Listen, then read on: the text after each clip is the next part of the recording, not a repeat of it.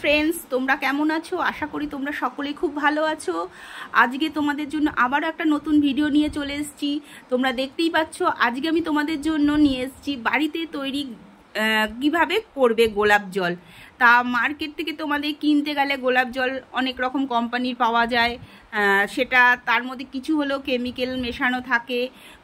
তার আমরা আজকে ঘরে একদম নিজেরা তৈরি করব।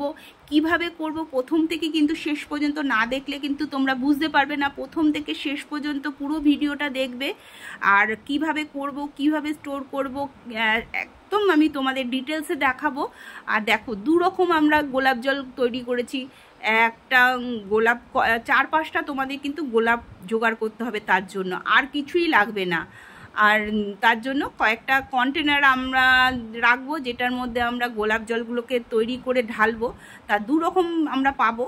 একটা হচ্ছে একটা একদম অফ হোয়াইট, যে ওয়াটারের যেটা কালার হয় সেটা। আর একটা দেখতে পারবো যেই কালারে তোমরা গোলাপ জল দেবে সেই কালারেরই একটা জল বেরোবে। তা দু রকম ওয়াটার আমরা পাবো সেটা। তা আমি তোমাদের দেখো কিভাবে দেখাচ্ছি, প্রথম থেকে শেষ পর্যন্ত দেখো। যারা আজকে প্রথম দেখছো তারা ভিডিওটাকে অবশ্যই শেয়ার করে দিও। আর যারা আমার সাবস্ক্রাইবার আছো তাদের তো বলে দিচ্ছি, তোমরা এই ভিডিওটা ভালো লাগলে শেয়ার করো আর লাইক দিও। আমি তাহলে আরও নতুন নতুন করে তোমাদের ভিডিওর জন্য উৎসাহিত হব এবং নতুন নতুন ভিডিও করব। তা দেখতেই পাচ্ছ আজকে আমি কিভাবে করব সে প্রথম থেকে আমি তোমাদের দেখাবো। আর কিভাবে করব সেটা তো দেখতেই থাকো। আর আমি তোমাদের বলি যে তোমরা কিন্তু গোলাপটা তোমরা বাজার থেকে কিনেও আনতে পারবো, বা কিংবা তোমাদের বাড়িতে যদি গোলাপ ফুল থাকে সেটাও তোমরা জোগাড় করতে পারো। যে কোনো গোলাপেই আমরা কিন্তু এটা তৈরি করতে পারবো। প্রথমে আমাদের লাগছে, দেখো, গোলাপ ফুলের পাপড়ি লাগছে কতগুলো। আমরা এখানে মোটামুটি 5টা গোলাপের পাপড়ি এখানে আমি জোগাড় করেছি। এটা আমার গাছের না, এটা আমি কেনা গোলাপই ছিল, সেটা সেই পাপড়িগুলোকে আমি ছাড়িয়ে নিয়েছি। নিয়ে দেখো একটা বড় গামলা বা সসপ্যান টাইপের যেগুলো হয় সেগুলো ডিপ যদি হয়, কড়াই হলেও হবে, একটু ডিপ হতে হবে। আর হচ্ছে সেখানে আমরা একটা স্ট্যান্ড বসাবো, যেরকম আমরা কেক তৈরি করি সেইভাবেই আমরা একটা কেক যেরকম তৈরি করি সেরকম একটা স্ট্যান্ড বসিয়ে মাঝখানে যেরকম কেকের ব্যাটারটা রাখি সেরকম এখানে কিচ্ছু দেবো না, শুধু আমরা একটা খালি একটা বাটি রেখে দেবো মাঝখানে। আর গোলাপের পাপড়িটা দেখেছো চারিদিকে আমি ছড়িয়ে দিয়েছি গোলাপের পাপড়িগুলো, আর স্ট্যান্ডটাকে আমি বসিয়ে দিয়েছি। এইবার এই স্ট্যান্ডটার ওপরে একটা ঢাকনি নেবে, যেই ঢাকনিটা দিয়ে আমরা এটা চাপা দেব। আর এটার জন্য আমাদের কি লাগবে, আর একদম লো ফ্লেম, দেখতেই পাচ্ছি একদম লো ফ্লেমে আমরা এটাকে বসাবো। আর দেখতেই পাচ্ছি কি সুন্দর লাগছে এটাকে বানানোর সময়। আর এটা বানালে তো আরও সুন্দর হবে। এবার সেখানে আমরা আমি যেই পাপড়ি নিয়েছি 5-6টা, তার জন্য আমি 1.5 কাপের মতন জল ইউজ করেছি। মিডিয়াম কাপের 1.5 কাপ জল ইউজ করেছি। আর বাটিটাকে আমি একদম চারিদিক দিয়ে দিয়ে দিয়েছি গোলাপের পাপড়িটা যাতে ভেজে, এরকম পরিমাণে জল দিয়েছি। আর বাটিটা কিন্তু আমি পুরো ফাঁকা রেখেছি স্ট্যান্ডের ওপর। এবার এটাকে আমি একটা ঢাকনি দিয়ে আমি চাপা দিয়ে রাখবো। তোমরা যে কোনো একটা ঢাকনি দিয়ে সেটাকে চাপা দিয়ে দেবে, এবং চাপা দেওয়ার পরে সেখানে কিছু বরফের টুকরো দেবে। যা আমার যখন আমি এইটা বানাচ্ছি তখন আমার কিন্তু সাফিসিয়েন্ট বরফ ছিল না, আমার অল্প অল্প করে বরফ আমি একটু করে ঢেলেছি, সাফিসিয়েন্ট ছিল না, তাই তোমাদের দেখাতে পাচ্ছি না বেশিটা। আমি একটু পরপর একটু বরফগুলো দিয়েছি। তোমরা কিন্তু বরফটা আগের থেকেই জোগাড় করে রাখবে। আমি সেইভাবে প্রিপারেশন না নিয়েই বরফটা রেখেছিলাম, তার জন্য আমার বেশি বরফ ছিল না। দেখো, ওই যে বরফটা দেওয়াতে স্টিমটা কিন্তু আমাদের বাইরে বেরিয়ে যাবে না, স্টিমটা হচ্ছে ওই ভেতরেই জমা হবে। দেখো এই বাটির মধ্যে সেই স্টিমটা জমা রয়েছে। এই যে গোলাপ ফুলের পাপড়িটা যে ফুটে যে স্টিমটা তৈরি হলো, সেই স্টিমটাই কিন্তু আমাদের আসল গোলাপ জল।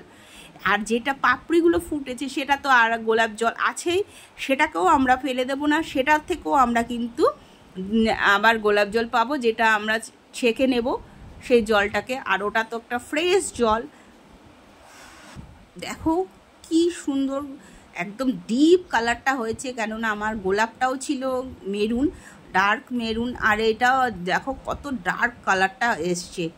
এইটা কিন্তু তোমরা নানা রকমভাবে ইউজ করতে পারবে এই জলটাকে তোমরা যদি একটা কটনের মধ্যে ভিজিয়ে ইউজ করো ক্লিনজারের মতন কিন্তু কাজ করে তোমরা যে যতটা বেশি রোজ জোগাড় করতে পারবে বা কিনে আনতে পারবে তার সেই অনুযায়ী কিন্তু তোমাদের এই গোলাপ জলটা তৈরি হবে। আমার যেহেতু 5খানা গোলাপ, সেই অনুযায়ী আমার তাও খুব বড় একটা সাইজের না, মিডিয়াম সাইজের, সেজন্য আমার কিন্তু অল্পই পরিমাণে হয়েছে, দেখতেই পাচ্ছ।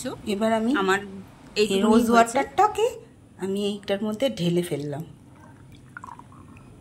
দেখো স্টিম থেকে যেটা করেছি সেই রোজ ওয়াটারটাই আমি এখানে ঢেলে দিলাম।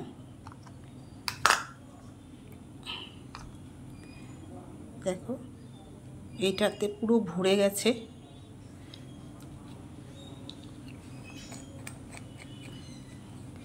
আর যেটা লাল কালার হয়েছে দেখতেই পাচ্ছ এই কালারটা, এই রোজ ওয়াটারটা মানে এটা স্টিমের থেকে পেয়েছি।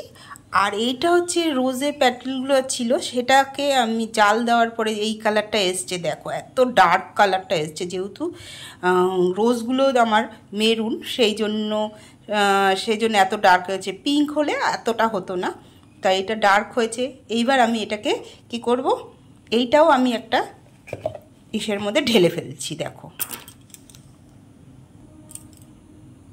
দেখো এটাকেও আমি এটার মধ্যে ঢেলে দিচ্ছি।